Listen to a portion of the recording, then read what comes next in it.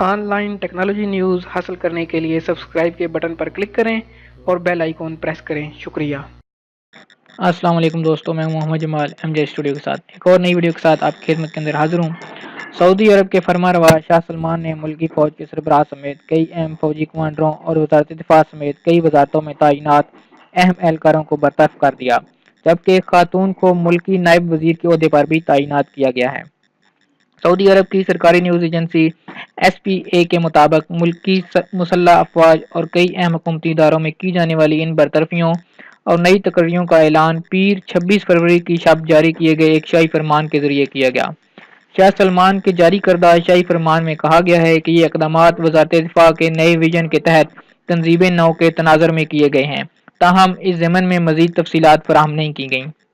جن اہم افسروں کو برطرف کیا گیا ہے ان میں سعودی فوج کے چیف آف سٹاف جنرل عبد الرحمان بن صالح البنیان بھی شامل ہیں۔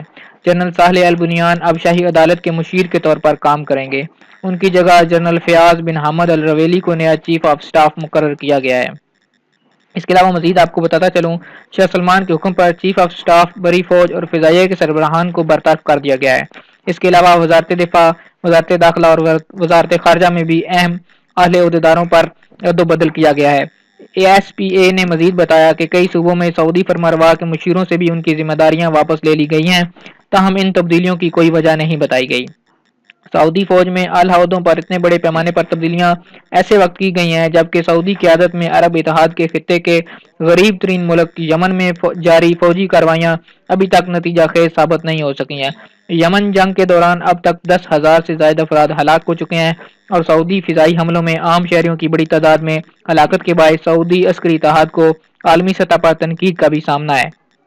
سعودی عرب کے سرکاری ٹی وی کا کہنا ہے کہ ان تبدیلیوں کا مقصد ملک میں نوجوانوں کو اہم عہدوں پر تعینات کرنا ہے۔ تجزیہ کاروں کے مطابق ان تبدیلیوں کے پیچھے بھی سعودی ولی عہد محمد بن سلمان ہی کار فرما ہیں، جنہوں نے حالیہ عرصے کے دوران اس قدامت پسند ملک میں کئی اصلاحات بھی متعارف کرائی ہیں۔